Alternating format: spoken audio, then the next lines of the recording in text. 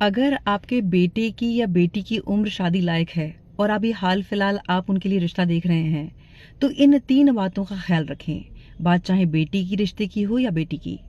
सबसे पहले बात करते हैं हम, जब लड़कों के रिश्ते की बात होती है तो किन बातों का ख्याल रखना है।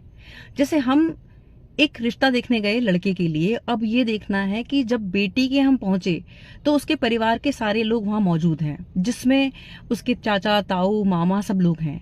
अब ये नोटिस करना है कि वहां जब कॉन्वर्सेशन स्टार्ट होती है तो आपसे सवाल सबसे ज्यादा कौन कर रहे हैं। अगर उस परिवार के मेल आपसे जवाब कर रहे हैं, सवाल कर रहे हैं, तो आप सही जगह पे हैं और इस बात का पेशेंसली जवाब दें, क्योंकि वो अपनी बेटी को एक जिम्मेदार हाथों में देना चाहते हैं, इसीलिए वो आश्वस्त हो रहे हैं कि आप उसके लिए राइट मैच है कि नहीं है।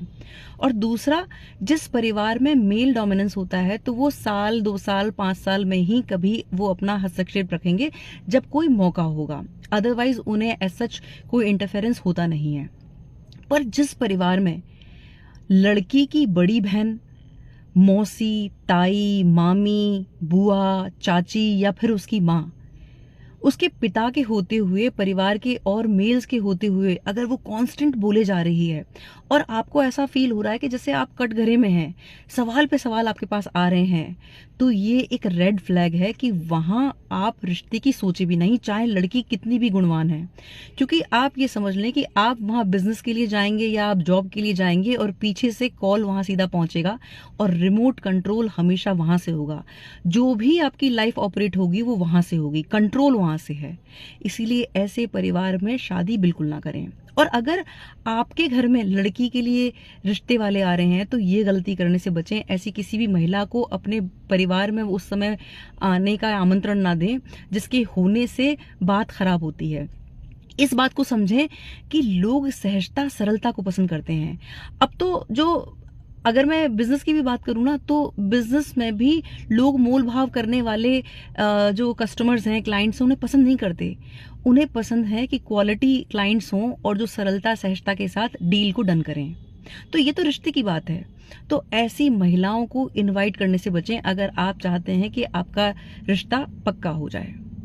दूसरी बात, अगर अभी रिश्ता पक्का हुआ है और वहां से डिमांड आने लगी कि दामाद जी आपने तो बिटिया को फोन नहीं दिलाया, बड़ी बहन कह रही है आप तो कंजूस हैं, आप तो उसको फोन नहीं दिला रहे हैं, या वो खुद कह रही है कि आपने इतना सस्ता फोन दिलाया है, मेरे जीजू ने तो मेरी दीदी को आईफोन दिलाया था, तो यहाँ ये समझ लें कि ये रेड फ्लैग है।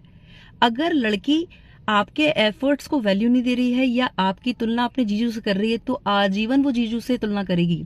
और ये वो प्रजाति है जो आपके जिंदगी में जब कुछ अप डाउन आएंगे तो ये सामंजस्य की बात नहीं करेंगे, ये 70% दावेदारी रखेंगे आपकी प्रॉपर्टी में हिस्सा लेने की। मतलब सीधे ये बात रिश्ता खत्म करने की करेंगे और 70% उन्हें चाहिए होगा। इसलिए ऐसे लोगों से हाथ जोड़ लेना बेहतर है। तीसरा, जहां माँ बात बात पे ये कहती है कि साहब मेरी बेटी ये नहीं करेगी, मेरी बेटी वो नहीं करेगी, और ये बात मैं इसलिए कह रही हूँ कि मैंने बहुत दुख देखे हैं। यहाँ ये समझना जरूरी है कि सिर्फ प्री वेडिंग या फिर डेस्टिनेशन वेडिंग का नाम शादी नहीं है। शादी एक जिम्मेदारी है। आपने अपनी लाइफ से क्या इंपॉर्टेंट लेसन सीखे, ये आपको अपनी बेटी को सिखाना है। क्योंकि जब शादी में उतार चढ़ाव आएंगे तो वो राइट टाइम होगा जब वो एक वाइज डिसीजन लेगी और अपने परिवार के साथ सामंजस्य बना के चलेगी।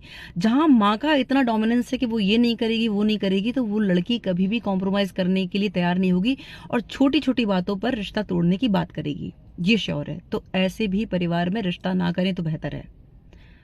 अब हम बात करते हैं जब लड़की के लिए रिश्ता देखने जा रहे हैं तब क्या गलती कर देते हैं जाने अनजाने पेरेंट्स, वो समझना जरूरी है।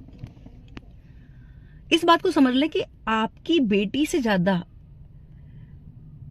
आप आपकी बेटी को सबसे ज्यादा जानते हैं। आपकी बेटी के अवगुण और गुण आपसे बेहतर कोई नहीं जानता है। तो आपकी बेटी कैसे खुश रह सकती है वो आप जानते हैं। कई बार माता पिता को ये गलत फहमी होती है कि एक बड़ा सा आलीशान घर है, बंगला है, फैक्ट्रीज चल रही हैं, नौकर चाकर हैं, तो लड़की जेवर में लदी होगी और बहुत खुश होगी।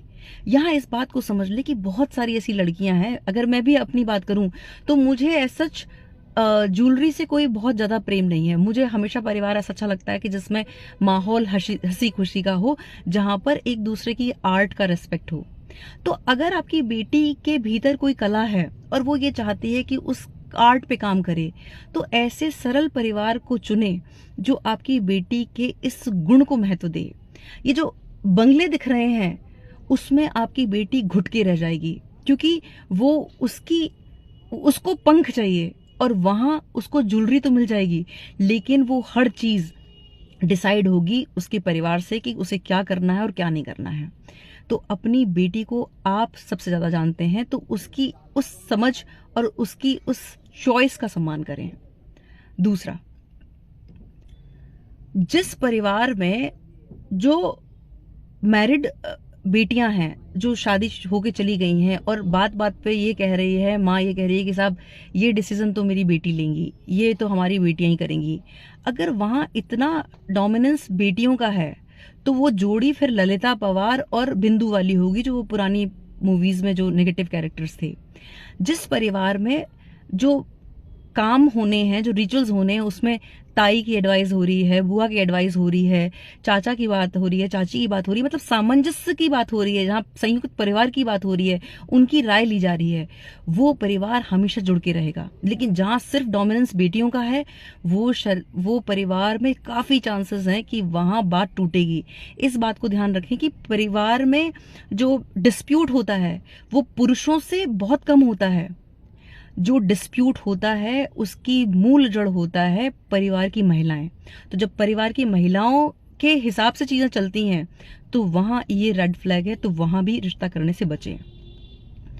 तीसरा और इम्पोर्टेंट, इस बात को समझ लें कि एक सही व्यक्ति ज्यादा देर तक बुरा रह सकता है, लेकिन बुरा इंसान ज्यादा देर तक भला बन के नहीं रह सकता।